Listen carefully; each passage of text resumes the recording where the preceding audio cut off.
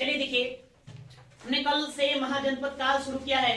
महाजनपद काल के बारे में हम लोग चर्चा किए, बताएं कि किस प्रकार से वैदिक सभ्यता के अंत जब होता है तो लौह तकनीक का विकास होता है। लौह तकनीक ने लोगों के जीवन को बदल के रख दिया। लोग गांवों से निकलकर कहां आ गए? शहरों में आ गए, है ना। कृषि का भी उन्नत तरीके से विकास हो गया, उसके साथ साथ व्यापार वाणिज्य भी तीव्र गति से चलने लगा न। राजा प्रजा का स्पष्ट रूप दिखने लगा। ये सारी बातें हम चर्चा किए थे। 6वीं शताब्दी ईसा पूर्व बताया जाता है कि 16 महाजनपद थे। उत्तरी भारत में 16 महाजनपदों का जिक्र देखने को मिलता है। इसके लिए हमने स्रोत के आधार पर किताबों को भी देखे थे। एक हमने बताया था बौद्ध ग्रंथ अंगुत्तर निकाय, जिसमें 16 जनपदों का उल्लेख है, 15 उत्तर भारत में और 1 दक्षिण भारत में। उसके बाद हमने जैन ग्रंथ देखा, भगवती सूत्र। उसके बाद फिर हमने एक और बौद्ध ग्रंथ देखा था, महावस्तु। लेकिन महावस्तु में हमने बताया था कि 2 जनपदों का उल्लेख न मिलकर कोई 2 अलग से जनपद का उल्लेख देता है नहीं। उसके बाद हमने पाणिनि की अष्टधाई पुस्तक के बारे में चर्चा की थी, जिसमें 40 महाजनपदों का उल्लेख किया गया। ये महाजनपद कहाँ विकसित है? उत्तरी भारत, अफगानिस्तान, मध्य एशिया के क्षेत्रों में विकसित है, हमने देखा, है ना। उसके बाद हमने अंगुत्तर निकाय पुस्तक के आधार पर जो 16 महाजनपदों का उल्लेख किया गया है उसी को पढ़ रहे थे। उसमें कितने महाजनपद देख लिए थे? 5।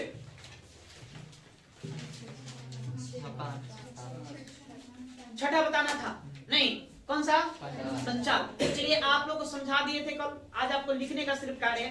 कल से फिर हम लोग जब नया क्लास शुरू करेंगे तो मगध का उदय देखेंगे, मगध का उत्कर्ष देखेंगे, तो वहां से फिर मेरी काम होगी। नहीं, अभी लिखिए, देखो पंचाल, देखिए पंचाल महाजनपद,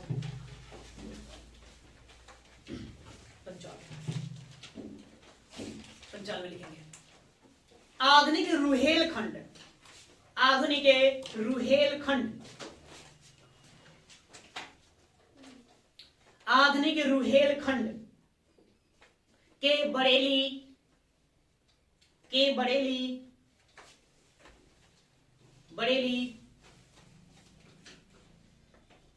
बदायूं,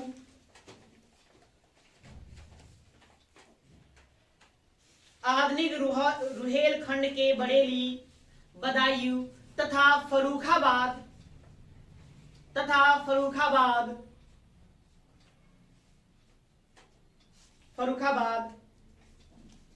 के जिलों से पंचाल महाजनपद बनता था। के जिलों से पंचाल महाजनपद बनता था।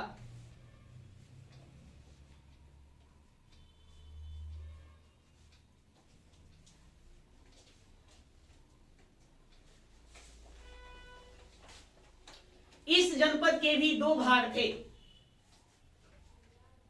इस जनपद के भी 2 भाग थे,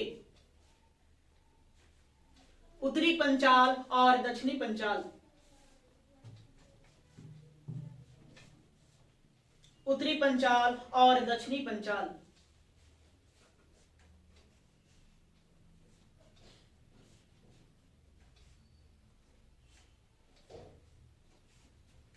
दक्षिणी पंचाल, उत्तरी पंचाल की राजधानी अहिछत्र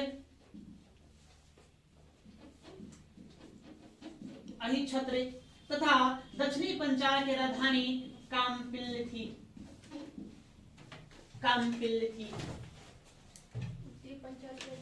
अहिछत्र और दक्षिणी पंचाल की राजधानी कामपिल्ल थी।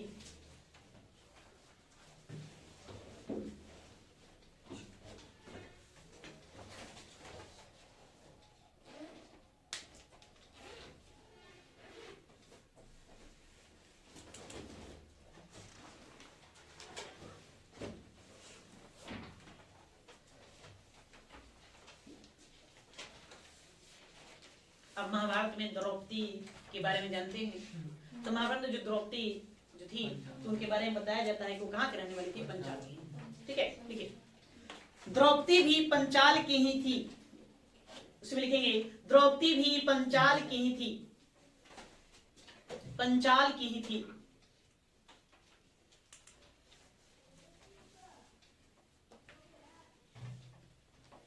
पंचाल की ही थी। मूलतः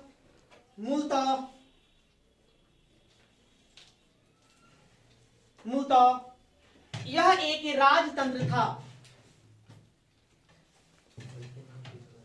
मूलतः यह एक राजतंत्र था।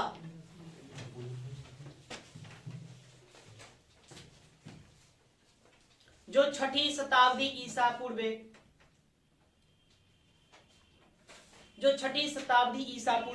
तक लुप्त हो गया।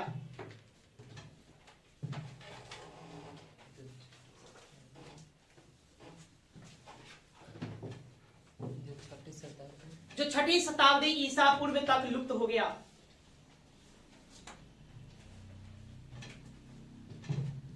ठीक है, तो इसमें इतना ही रहने देंगे और अगला लिखिए सूरसेन। लिखिए सूरसेन अगला जनपद।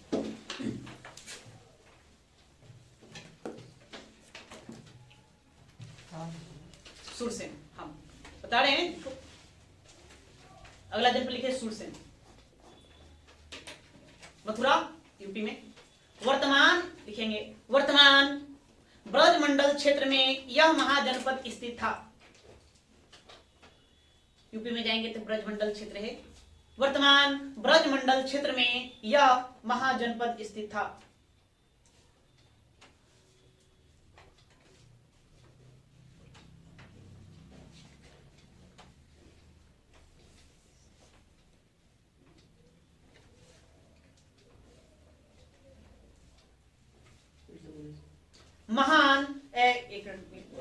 वर्तमान ब्रजमंडल क्षेत्र में यह महाजनपद स्थित था,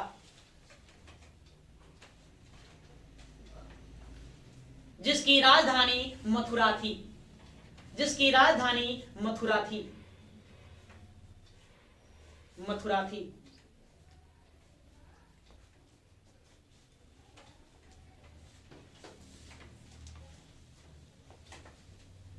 महाभारत के कृष्ण इसी राज्य के थे।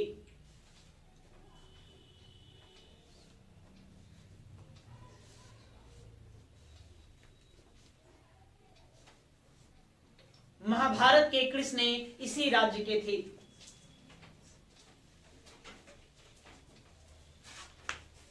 बुद्ध काल में यहाँ का प्रसिद्ध राजा अवंती पुत्र था।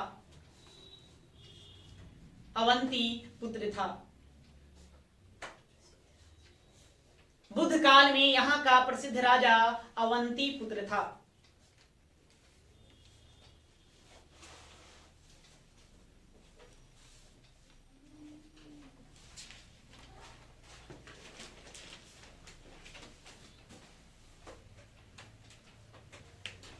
प्राचीन यूनानी लेखकों ने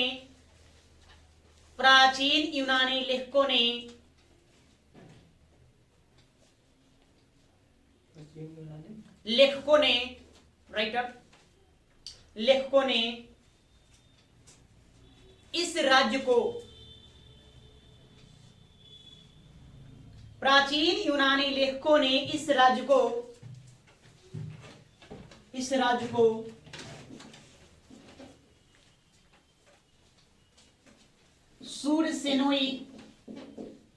सुरसेनोई तथा इसकी राजधानी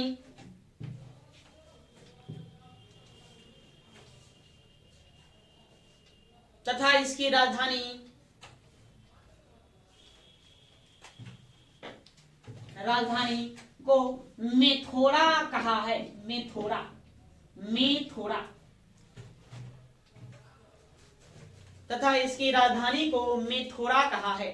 मैंने यूनानियों का ग्रंथ पढ़ेंगे तो वहां सुरसेन को क्या लिखा गया है? सुरसेनोई। और मथुरा को लिखा गया है मेथोरा।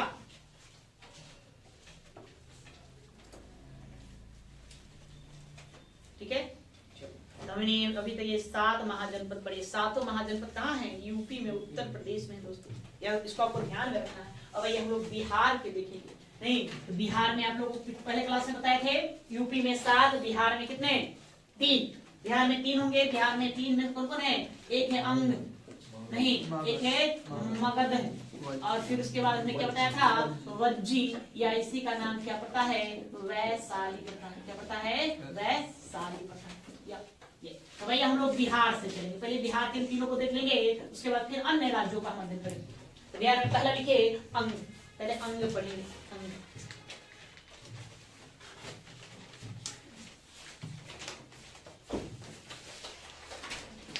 अंग ये बिहार में थी।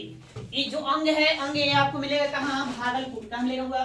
ये भागलपुर देख रहे हैं, बिहार का भागलपुर जिला, प्लस में बांका जिला देंगे, मुंगेर का कुछ शिक्षा हिस्सा ले लेंगे। ये सब क्या था? अंग था। नहीं, मगध तो कहना नहीं, विस्तृत था। भैया आज का पटना जिला, आप चले जाइए नालंदा, चले जाइए, कहाँ चले जाइए? नालंदा राजगीर, ये चले जाइए आरा, चले जाइए, ये सब क्या था? मगध था।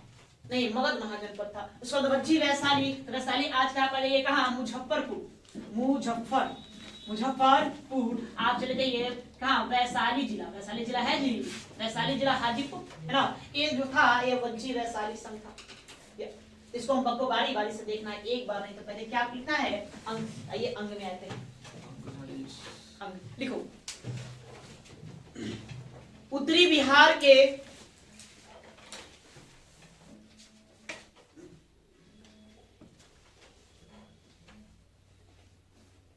एक मिनट का लिखो। उत्तरी बिहार के पूर्वी के सही पूर्वी बिहार के वर्तमान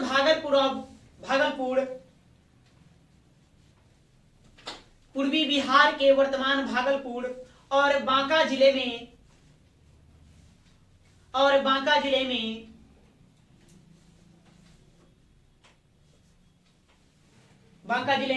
अंग जनपद स्थित था। अंग जनपद स्थित था।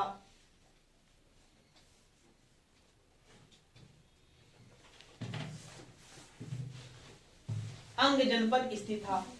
इसकी राजधानी चंपा थी।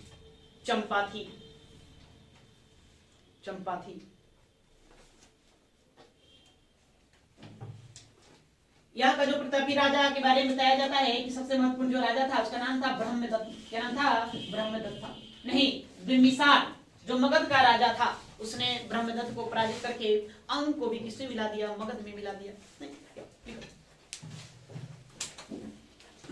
क्या लिखे? चंपा। चंपा नगरी का वास्तुकार, एक प्रश्न यहां से पूछा जाएगा, चंपा नगरी का वास्तुकार कौन थे? चंपा नगरी का वास्तुकार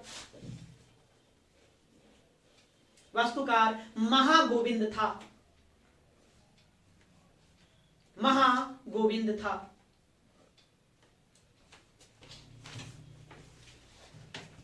प्राचीन काल में चंपा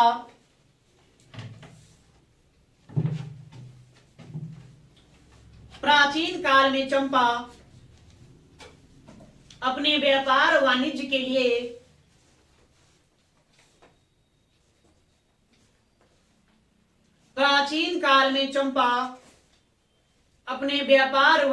लिए प्रसिद्ध था।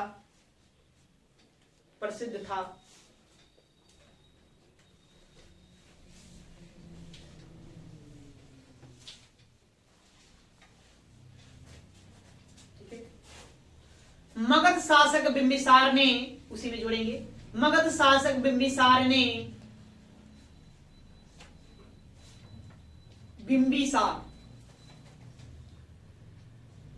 और फिल्म भी बना है बिंबिसार पर। बिंबिसार एक मूवी का भी नाम है।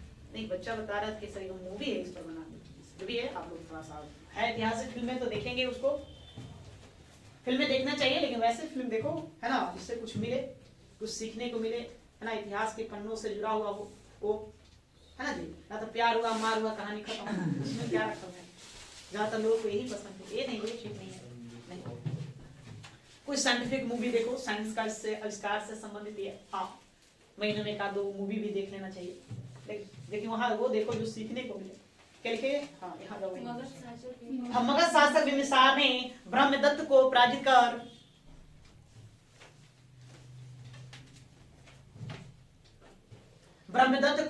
कर अंग को अपने राज्य में मिला लिया। अंग को अपने राज्य में मिला लिया।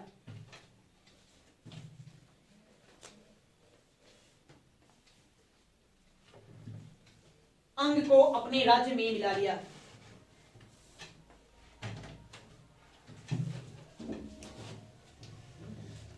ठीक है, तो अंग से फिलहाल इतना रखेंगे, बाकी कहानी हमको और भी पढ़ना है।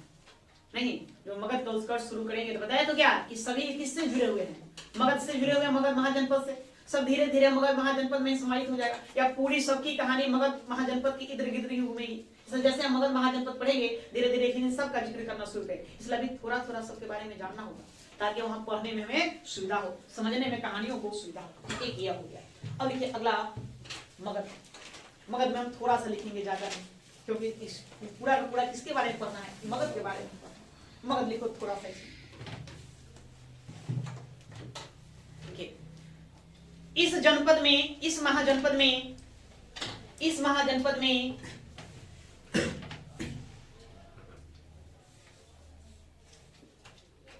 जनपद में आधुनिक पटना, आधुनिक पटना, आधुनिक पटना, गया, गया और नालंदा का क्षेत्र शामिल था, और नालंदा का क्षेत्र शामिल था, क्षेत्र शामिल था।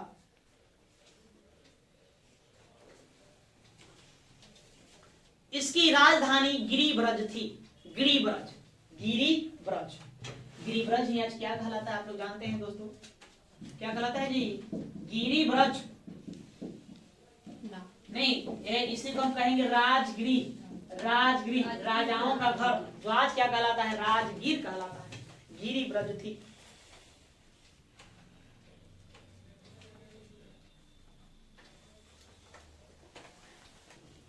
इसे बस इतना ही रहने देंगे, है ना, सब कहानी इसी में है। नहीं इसको इतने रहने, बाकी हम इसको पढ़ेंगे विस्तार से। और ये भज्जी वैशाली,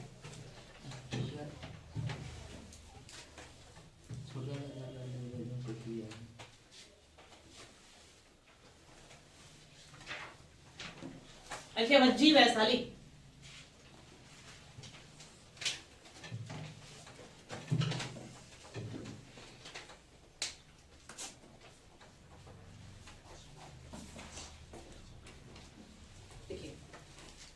उत्तरी बिहार में देखेंगे, उत्तरी बिहार में,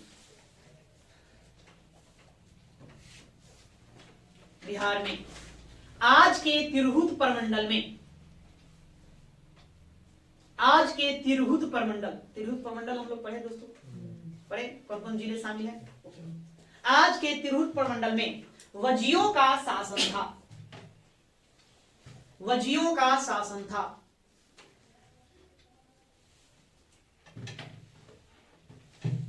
वजियों का शासन था।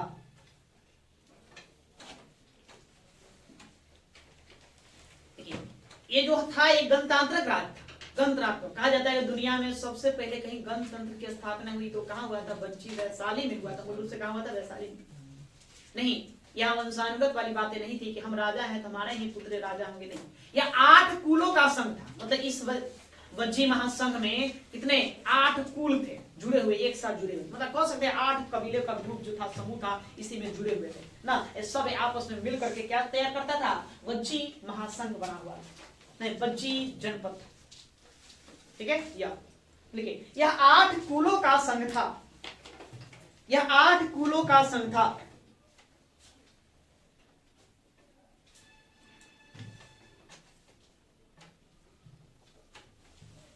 जिसमें विदेह,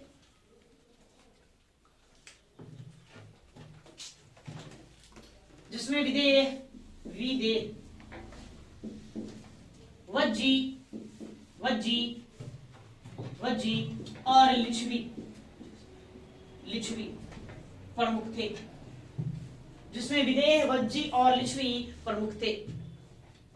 8 संघों में तीनों का नाम ज्यादा जोर शोर से सुनने को मिलता है, देखने को मिलता है। जिसमें विदेह, वज्जी और लिच्छवी प्रमुख थे, प्रमुख थे। हम बिहार स्पेशल में आपको बिहार हिस्ट्री पढ़ाएंगे तो हम इस पर बहुत ज्यादा चर्चा करेंगे कि वहां हमारा पार्ट बनता है ना। ये भारत के इतिहास में आपको यहाँ अंदर तक नहीं जानना है, आपको उतना अंदर से कोई प्रश्न नहीं बनता है। लेकिन बिहार स्पेशल मतलब बिहार पे एग्जाम होगा, उसमें भाई बिहार से संबंधित बातें पूछेगी, तो हम इसको तोड़ के पूरा आपको बताएंगे क्या था क्या नहीं था। अभी फिलहाल अभी जानिए है ना कि ये वज्जी महासंघ या वज्जी महाजनपद क्या था जी, 8 कुलों का संघ था। जिसमें 3 कुल बहुत महत्वपूर्ण थे, कौन कौन, विदेह, वज्जी और लिच्छवी। ये तीनों का नाम बहुत ज्यादा मिलता है, ये तीनों बहुत प्रमुख थे। आगे लिखिए, लिच्छवियों की राजधानी, लिच्छवियों की राजधानी वैशाली थी। वो 8 लोग अपना अलग अलग राजधानी बना रखा था। लिच्छवियों की राजधानी वैशाली थी, वैशाली थी, जिसकी पहचान आधुनिक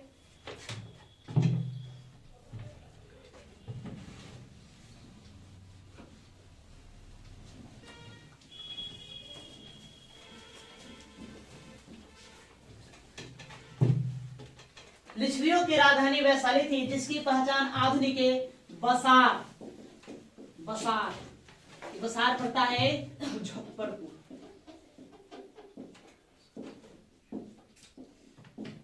नामक गांव से की जाती है। मतलब आज जहां बसार बसा हुआ है, वहीं पर क्या था, लिच्छवियों की राजधानी बसी हुई थी,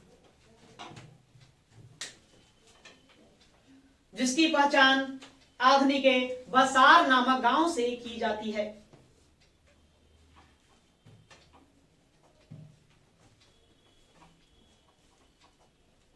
की जाती है।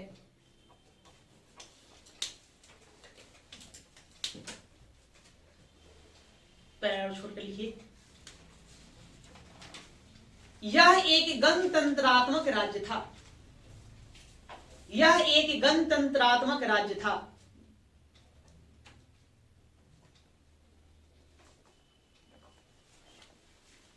राज्य था।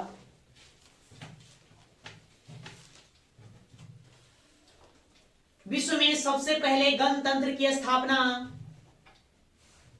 विश्व में सबसे पहले गणतंत्र की स्थापना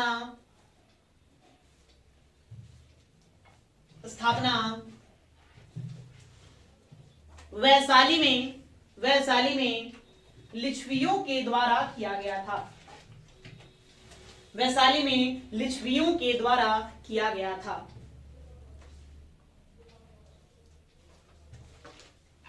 लिच्छवियों के द्वारा किया गया था।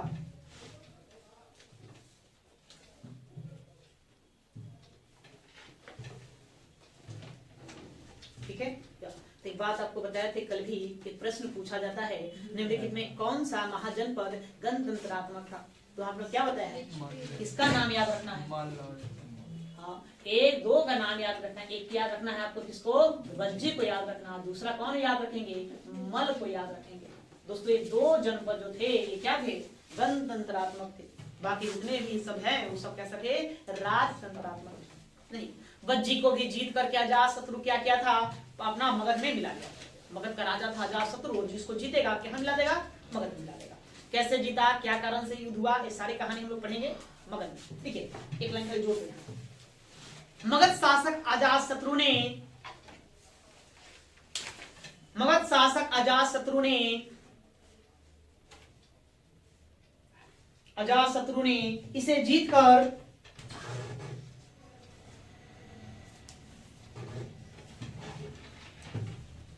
मगध शासक अजातशत्रु ने इसे जीतकर अपने राज्य में मिला लिया।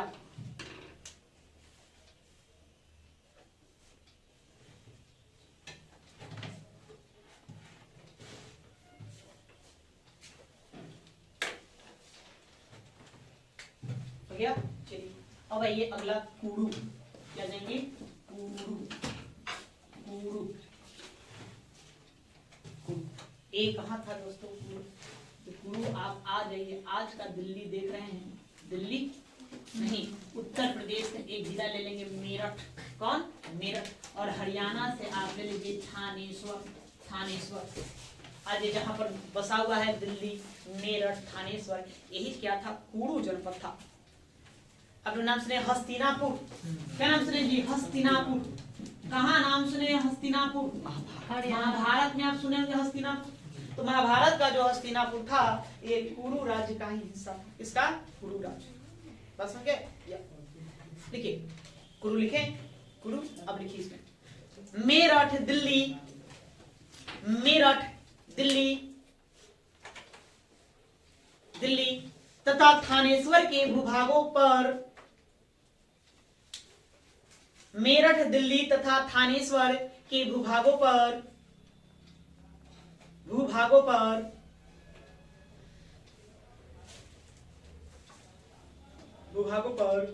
कुरु जनपद स्थित था। कुरु जनपद स्थित था। इसकी राजधानी इंद्रप्रस्थ थी। इंद्रप्रस्थ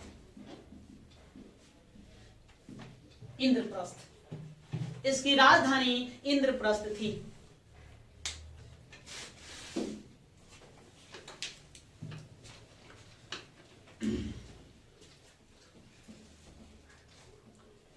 महाभारत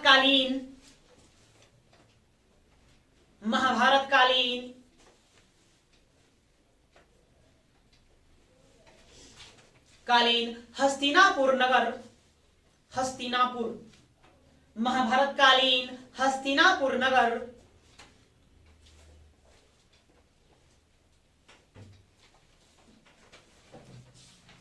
इसी में स्थित था, इसी जनपद में स्थित था।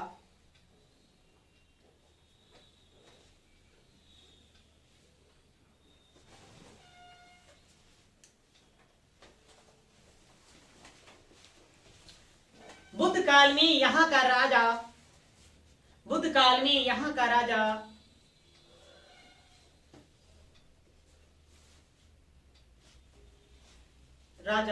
कौरव था। कौरव नहीं लिखेंगे, क्या लिखेंगे? को र आधा व य, कौरव था। बुद्ध काल में यहाँ का राजा कौरव था।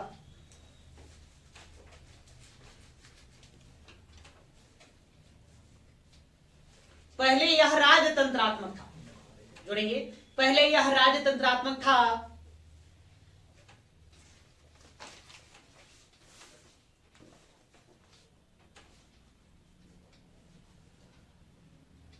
लेकिन कालांतर में गणतंत्रात्मक बन गया।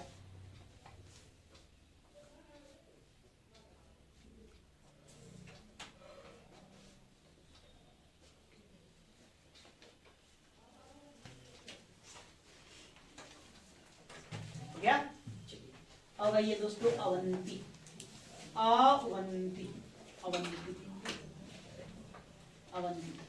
तो कहा कहते हैं? मालवा प्रदेश। मालवा का जो हिस्सा है कुछ राजस्थान में, कुछ कहाँ है? मध्य प्रदेश में। नहीं, राजस्थान में उज्जैन, मध्य प्रदेश में कहा जी? उज्जैन। तो मालवा उज्जैन के आसपास का जो क्षेत्र था, उन्हीं क्षेत्रों में कौन था? अवंती था। यही अवंती के बारे में आपको पहले भी चर्चा किए हैं। कब? जब कौशल पर रहे थे। तो कौशल का प्रतापी एक राजा था उदयन, जो शिकार करते हुए कहाँ चला गया था? अवंती राज्य में चला गया था। तो रास्ता कौन दिखाएगा? अवंती का ही राजा था, उसका नाम था चंडप्रद्योत। वो रास्ता दिखाएगा। और चंडप्रद्योत ही क्या करेगा, है ना? उदयन को अपने पुत्री वासोदत्ता का संगीतज्ञ नियुक्त किया, लेकिन पर दोनों में प्रेम प्रसंग हो गया। तो उदयन क्या करेगा? वासोदत्ता को भगा करके कौशाम्बी ले आया। बाद में चंडप्रद्योत ने उसे अनुमति दी। देखिए, जिस प्रकार से मगध महाजनपद शक्तिशाली था, उसी प्रकार से अवंती भी बहुत शक्तिशाली रहा। अवंती कहा जाता है कि मगध जनपद ने आसपास के सभी जनपदों को हरा दिया, लेकिन ये अवंती को जीत पाना उसके लिए बड़ा मुश्किल था। जब तक चंडप्रद्योत रहा, तब तक अवंती को कोई जीत नहीं पाया। चंडप्रद्योत के मृत्यु के बाद एक काला शिशुनाग आएगा, शिशुनाग वंश में, उसी ने क्या किया था? अवंती को जीत करके मगध में विदा किया। इसका भी अपना एक ख्याति प्राप्त, बहुत ही ताकतवर था। ठीक है, हाँ, इसमें पढ़ेंगे। फिर चंडप्रद्योत जो था, चंडप्रद्योत बिम्बिसार में निरंतर युद्ध चला, कई लड़ाइयां लड़ी गई, लेकिन दोनों में परिणाम नहीं निकला। कौन हारा कौन जीता ऐसा कोई रिजल्ट नहीं निकल पाया। अंततः दोनों ने क्या किया? मित्रता कर ली। काहे बार बार लड़ाई करेंगे, न तू जीत रहा है न हम जीत रहे हैं। नहीं, उससे अच्छा कि चलो भाई मित्र बन जाते हैं। मतलब दोनों की ताकना, दोनों अपने शक्तियों में एक दूसरे से कौन ठान, इसी से अंदाजा लगाया। बाद में चंडप्रद्योत इसको पीलिया रोग हो गया था। पीलिया जिसको है ना, पांडु रोग पांडु या पीलिया कहिए जिसको हम जॉन्डिस कहते हैं, यह रोग से पीड़ित हो गया था। तब बिंबिसार ने मित्रता हो गया था, तब बिंबिसार ने अपने राज जीवक को इलाज के लिए भेजा कि जाओ बेटे उसको भी देख लो क्या हो गया है तबीयत के। तो जीवक चंड प्रदोष का इलाज भी किया था। ये भी कहानी हम देखेंगे आगे चलकर, सब पढ़ेंगे। उसके बाद में देखेंगे कि जब अजातशत्रु ने अपने अपने पिता बिंबिसार को जेल में डाले, कारावास में डाल दिया, तो यह चंड प्रदोष गुस्सा गया था। चंड प्रदोष के भय से अवंती ने क्या किया, राजगी का दुर्गीकरण किया, कहीं आक्रमण न कर दे, मतलब इतना ताकतवर थे, वो भी भय खाता था, ठीक है, लेकिन आक्रमण वो किया नहीं। बाद में जब चंड प्रदोष की मृत्यु हो जाएगी तो इसका राज्य कमजोर हो जाएगा और इसे भी बाद में फिर कहां मिला दिया जाएगा, मगध साम्राज्य का अधीन कर दिया जाएगा। तो ये अवंती का भी अपना एक कहानी है, स्वरूप है। तो चलिए थोड़ा सा यहाँ बातें को हम लिखेंगे, बाकी हम आधुनिक मालवा एवं मध्य प्रदेश के उज्जैन क्षेत्रों में, आधुनिक मालवा एवं मध्य प्रदेश के उज्जैन क्षेत्रों में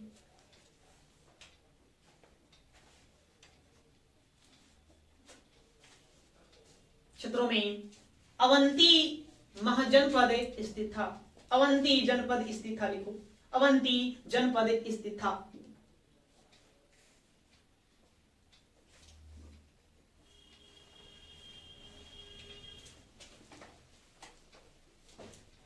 इसकी दो राजधानियां थी।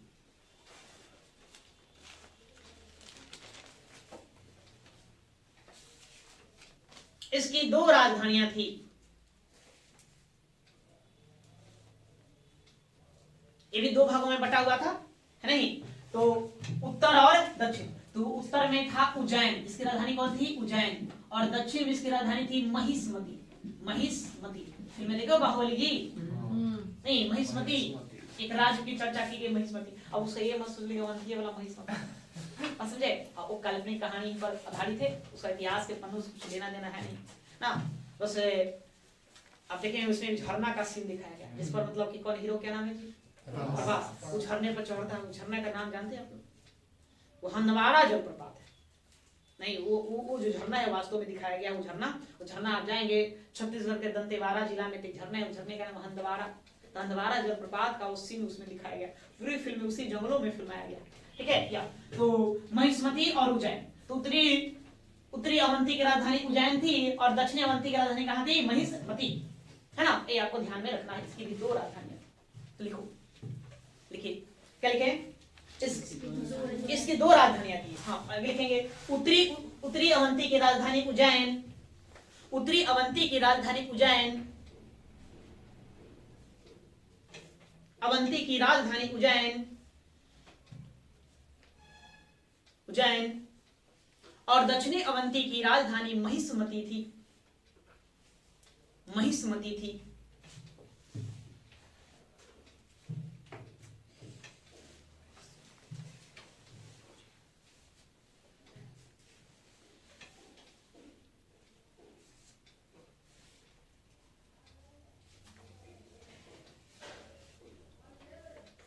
इस राज्य का सबसे प्रतापी शासक है,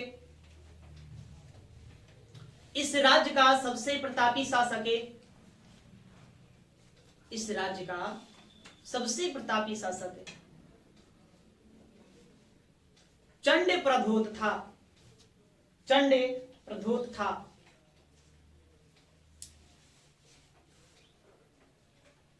चंड प्रधोत था।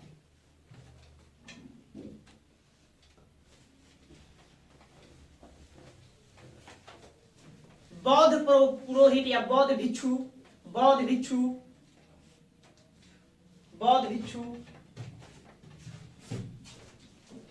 महाकच्चायन,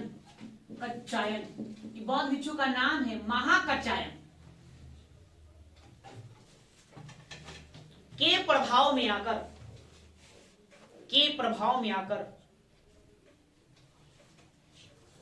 महाकच्चायन के प्रभाव में आकर चंड प्रधोत ने बौद्ध धर्म अपना लिया।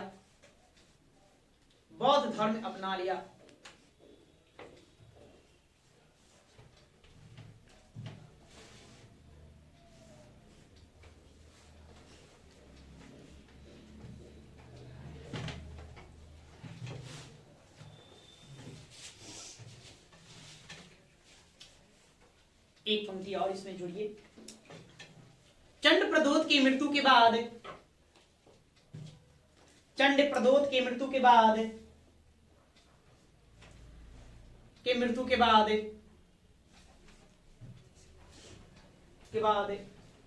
मगध सम्राट शिशुनाग,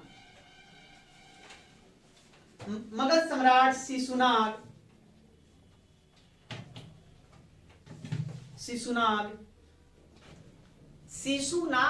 सिंपल सी बात है, नहीं मतलब कि अवंती को ना का डस लिया। मगध सम्राट शिशुनाग ने अवंती को अपने राज्य में मिला लिया, अवंती को अपने राज्य में मिला लिया।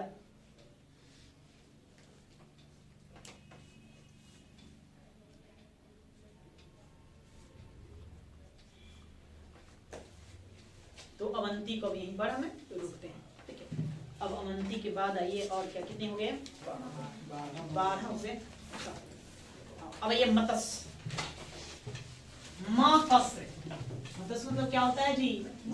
मछली होता है, मत्स्य।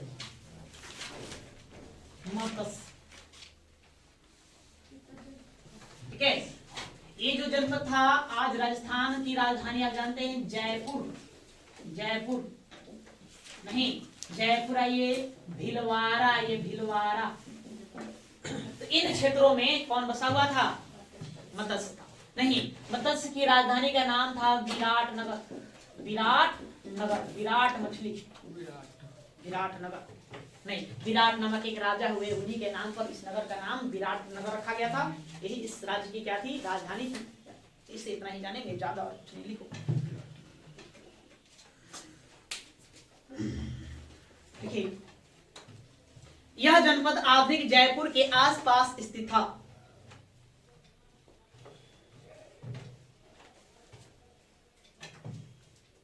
यह जनपद आधुनिक जयपुर के आसपास स्थित था, आसपास स्थित था।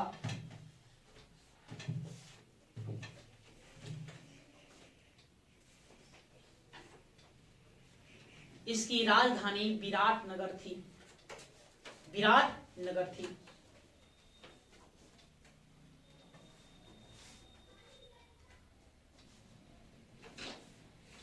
विराटनगर थी।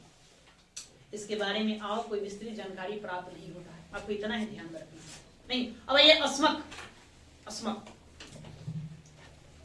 अब कौन? अस्मक।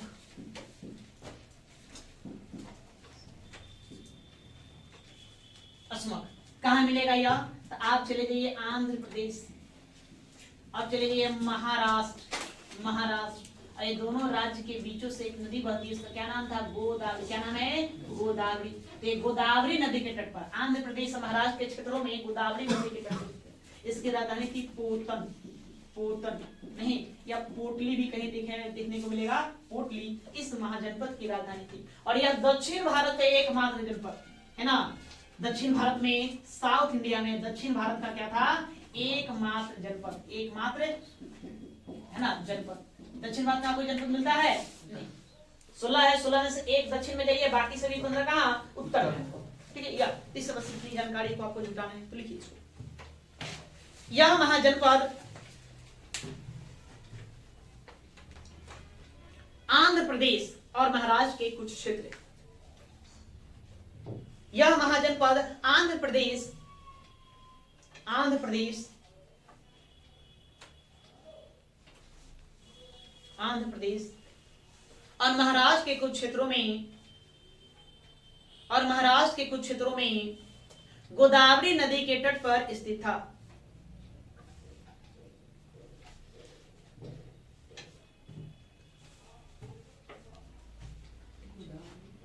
गोदावरी नदी के तट पर स्थित था।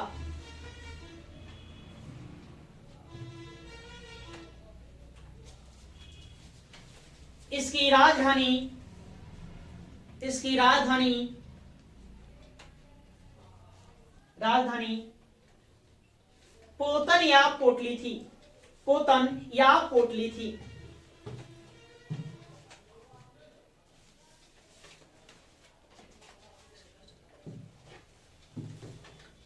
इसकी राजधानी पोतन या पोटली थी। तो इतना ध्यान इससे रखना है ना। एक रहना यह दक्षिण भारत का एकमात्र जनपद था। यह दक्षिण भारत का एकमात्र जनपद था।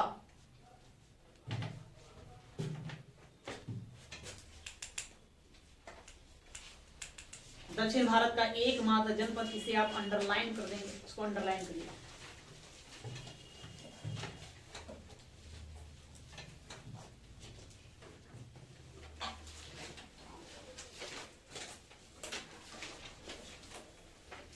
हो गया। तो अब कहां चले, ये गंधार। गंधार कहां, गंधार आप जानते हैं पाकिस्तान का क्षेत्र। पाकिस्तान में चले पेशावर, कहां चले जाएंगे, पेशावर। फिर चले जाएंगे हम रावलपिंडी। रावलपिंडी ये जो क्षेत्र है पाकिस्तान के, जो दो प्रांत हैं पेशावर और रावलपिंडी, इन्हीं से मिलकर के क्या बनता था, गंधार बनता था। इसकी राजधानी थी तक्षशिला। कहाँ राजधानी थी, तक्षशिला। तक्षशिला जानते हैं, तक्षशिला है ना, विश्व में पहली बार कहीं यूनिवर्सिटी खोला गया था। कहाँ खोला गया था, तक्षशिला में खोला गया, तक्षशिला विश्वविद्यालय। ठीक है। या राजा भरत, राम के भाई भरत के पुत्र का नाम था तक्ष। इन्हीं तक्ष ने किसको, तक्षशिला नगरी को बसाया, ऐसा माना जाता है। तक्षशिला विश्वविद्यालय ऐसे तो कई प्रमाणिकता दी जाती है, बाकी क्या है कहानी पता नहीं। तो गंधार में कौन सा क्षेत्र शामिल होगा, वर्तमान का पेशावर जो पाकिस्तान में, और रावलपिंडी। अच्छा बताइए आप लोग, रावलपिंडी एक्सप्रेस के नाम से किसे जानते हैं, रावलपिंडी, हिमा दास को नहीं। पाकिस्तान के गेंदबाज शोएब अख्तर, तो शोएब अख्तर को हम रावलपिंडी एक्सप्रेस कहते हैं। तेज गेंदबाज नहीं। सबसे पहले नादिया एक्सप्रेस हम झूलन गोस्वामी कहते हैं, भारतीय गेंदबाज है, दुनिया के तेज गेंदबाज मानी जाती है झूलन गोस्वामी। उनको हम क्या कहते हैं, झूलन गोस्वामी को नादिया एक्सप्रेस कहते हैं। पश्चिम बंगाल के नादिया जिले की रहने वाली हिमा दास। हिमा दास को कोई एक्सप्रेस कहा जाता है, सही कौन सा एक्सप्रेस, ढींग एक्सप्रेस।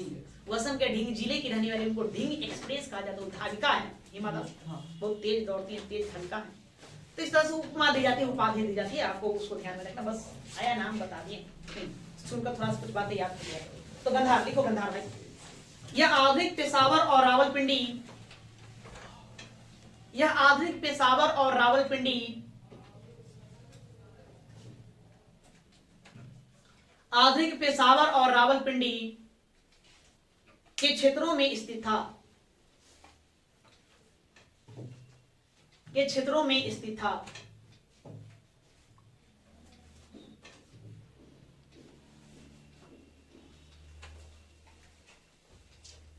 क्षेत्रों में स्थित था।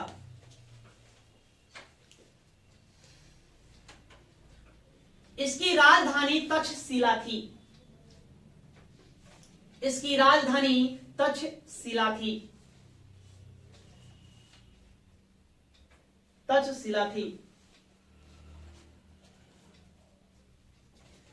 जो प्राचीन काल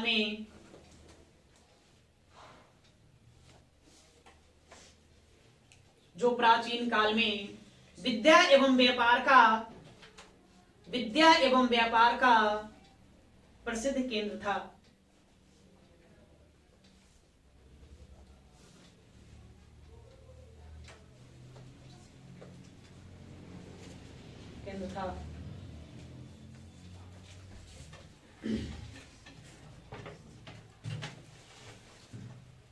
रामायण के अनुसार, देखिए रामायण के अनुसार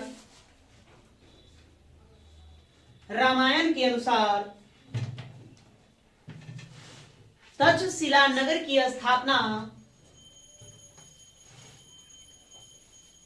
रामायण के अनुसार तक्षशिला नगर की स्थापना भरत के पुत्र तक्ष, क्या नाम लिखेंगे, तक्ष ने की थी।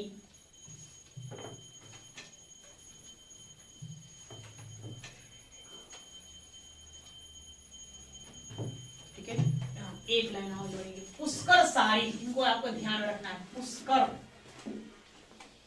सारिन, कौन थे पुष्कर सालिन? तो ध्यान रखेंगे नहीं, तक्षशिला का प्रसिद्ध शासक पुष्कर सालिन था। ये भी बड़ा ही ताकतवर था।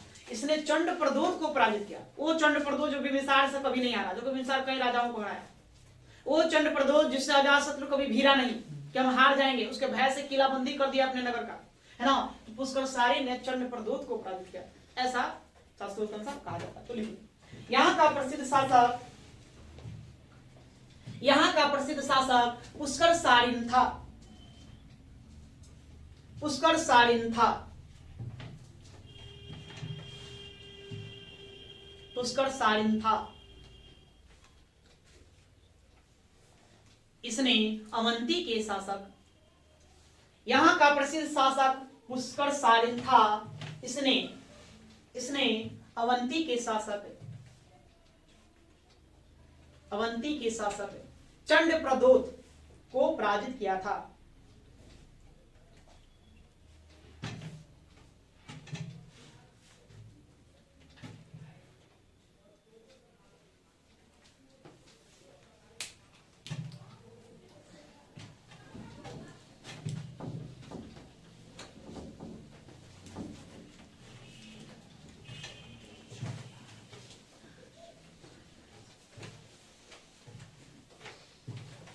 बोर्ड एकदम नहीं मिलता है यानी मुकेश ने इसको देखो हुआ तो इसको गीला करो तो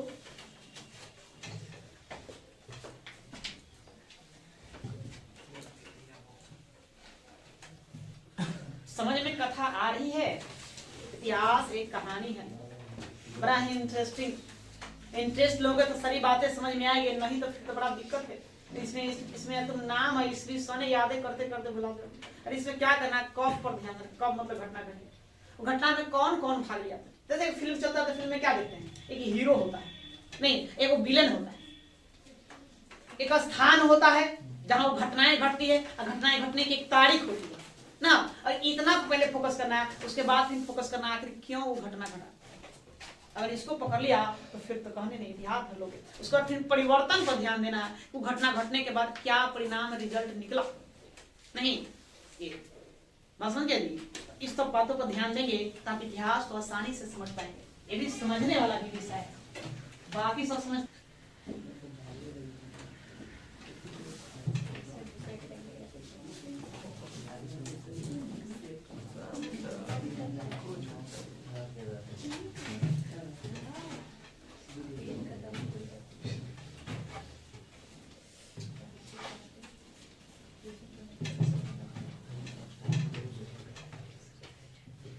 गया, चलिए कितने जनपद हो गए, 15। एक और रह गया कौन, कंबोज।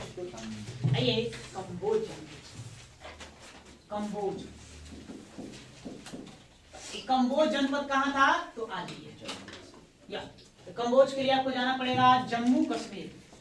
जम्मू कश्मीर में आपको आना होगा कहाँ, दक्षिणी पश्चिमी जम्मू कश्मीर, मतलब पाकिस्तान के साइड जो जम्मू कश्मीर है वो वाला कोना आएंगे। वहां पे एक मिलेगा आपको हजारा जिला, और मिलेगा हजारा, और एक मिलेगा राजौली। राजौली तो हजारा और राजौली जिला जहां जम्मू कश्मीर में स्थित है, वही उस समय क्या हुआ करता था, कंबोज हुआ करता था। इसकी राजधानी थी हाटक। हाटक, हाटक इसकी राजधानी थी। और ये प्रश्न यहाँ से कई बार पूछा गया है, नहीं कि कौन सा जनपद उन्नत किस्म के घोड़े के लिए प्रसिद्ध था, नहीं तो याद रखना यह घोड़े के लिए प्रसिद्ध था। घोड़े के लिए क्या था, प्रसिद्ध था। इतनी बातें आपको यहाँ से ध्यान में रखना है, घोड़े के लिए क्या प्रसिद्ध, मतलब यहाँ पर घोड़े मिलते थे। लिखिए, आइए चलते हैं। आधुनिक काल में राजौली एवं हजारा जिले में, आधुनिक काल में राजौली एवं हजारा जिले, एवं हजारा जिले, आधुनिक काल में राजौली एवं हजारा जिले, कोस्ट में आप लोग लिखिए जम्मू कश्मीर।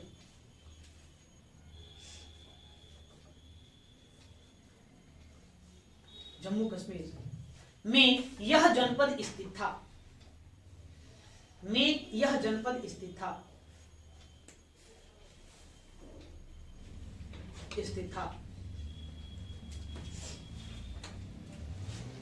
इसकी राजधानी हाटक थी। हाटक, हाटक, फाटक, फाटक कोई नहीं लिख दिया, हाटक लिखना, फाटक नहीं। कभी तो क्या होता है ना कि श्रवण दोष हो जाता है, सुनने में गलती हो जाती है ना। फाटक आदमी फाटक भी सुनकर लिख देगा।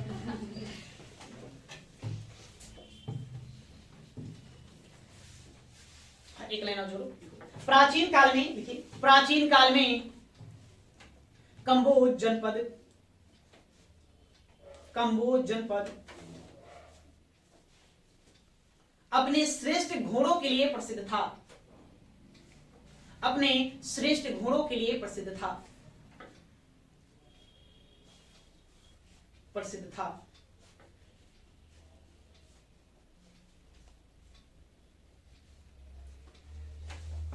श्रेष्ठ घोड़ों के लिए प्रसिद्ध था। श्रेष्ठ घोड़ों के लिए प्रसिद्ध, इसको अंडरलाइन करो। ये आपको याद करने वाली बातें हैं, इसको भूलेंगे नहीं, यहां से ध्यान देंगे। ये प्रश्न आपको पूछा गया एग्जाम में।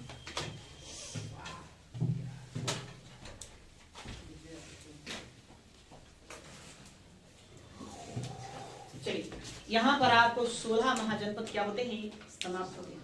अब आप लोगों का काम है इसे अपने दिमाग में डाउनलोड करना, नहीं और एक काम और आपको करना है। क्या करना है, तो इस एक कॉपी पर अब इसके बाद आप लोग कॉलम बनाना है। कॉलम कैसे बनाओगे, लिखेंगे आप, लिखेंगे महाजनपद, नहीं जनपद, ये लिखेंगे। उसके बाद फिर आप लिखेंगे राजधानी, राजधानी, राजधानी या दूसरा, और फिर तीसरा कॉलम में लिखेंगे इधर आधुनिक क्षेत्र, आधुनिक क्षेत्र, ये लिखेंगे आधुनिक क्षेत्र या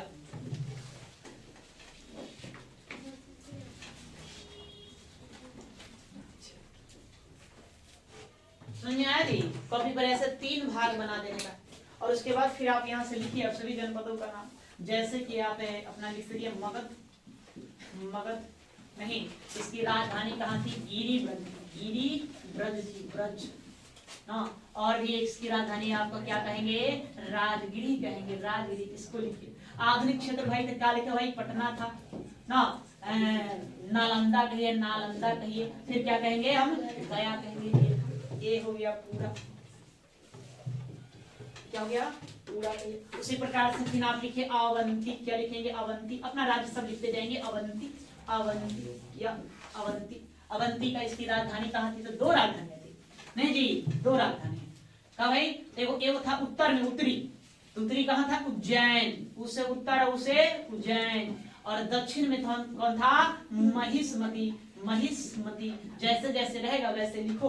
और आधुनिक क्षेत्र क्या था, आधुनिक क्षेत्र, तो आधुनिक क्षेत्र में हम जानते हैं कि मालवा प्रदेश, कौन था, मालवा प्रदेश जी। और फिर कौन था, उज्जैन था, उज्जैन, उज्जैन तो देखो उसी में आ गया उज्जैन। उसी प्रकार से और अपना आप बनाते जाइए। जैसे अब लिखना है तो लिखिए काशी, क्या लिखेंगे, काशी। काशी भाई, काशी की राजधानी कहाँ थी, वाराणसी, वाराणसी थी, तो वाराणसी लिखेंगे। उसके बाद फिर आप फिर क्या लिखेंगे, फिर मतलब उसका आधुनिक क्षेत्र, आधुनिक क्षेत्र जानते हो ना, महाराष्ट्र में जाएंगे भाई काशी, हाँ यूपी में, उत्तर प्रदेश कौन सा जी, खुद काशी नाम है, बनारस कह लो, नहीं क्या कहोगे, बनारस, वाराणसी, वाराणसी कहो, बनारस लोग क्या कहते हैं, काशी कहते, वही लिखिए। उसी के आसपास का क्षेत्र था, ये कर लोगे। उसके बाद और आप पढ़े होंगे ध्यान से, हम कई जगह लिखा है कि बुद्ध काल में यहाँ का राजा ये था, वो आपको लिखना है, उसमें गड़बड़ नहीं होना चाहिए, क्योंकि वहां से फिर प्रश्न दागे जाते तो गड़बड़ हो जाता। तो फिर आप कॉपी पर नीचे लिख लेना ऐसे कि बुद्धकालीन शासक, बुद्धकालीन शासक, शासक, ठीक है। जैसे भाई अवंती, तो लिखेंगे अवंती, अवंती, अवंती का बुद्धकालीन शासक जिससे था कौन, चंडप्रद्युत, चंडप्रद्युत था। उसी प्रकार से अपना सब का लिखे, जैसे मगध, तो मगध में बुद्धकालीन शासक यहाँ बिंबिसार भी आता है, बिंबिसार भी आता है, और कौन आ जाता है, अजात शत्रु आ जाता है, अजात शत्रु आ जाता है। तो सबका हम तो नहीं बताए होंगे, लेकिन जिसका जिसका बताए हैं उसको आप पढ़ेंगे, आप पढ़ कर उसको भी एक जगह रखेंगे, ताकि एक जगह मिलते जुलते हुए है ना बातों को एक जगह रखना है। मिलता जुलता जितनी बातें हैं इधर उधर होगा, सब छिपा हुआ उसको एक जगह लाओ। थोड़ा आपको मेहनत करना है। इतना कर लोगे नहीं, इतना आप लोग कीजिए। हम अगली क्लास में सबका कॉपी देखेंगे वाकई में किया है कि नहीं किया है। बस समझा? तो एक काम रहा आपका घर के लिए नहीं। और आज फिर अब यहीं पर रुकते हैं, हम आगे से पढ़ेंगे मगध का उत्कर्ष। ठीक है, धन्यवाद।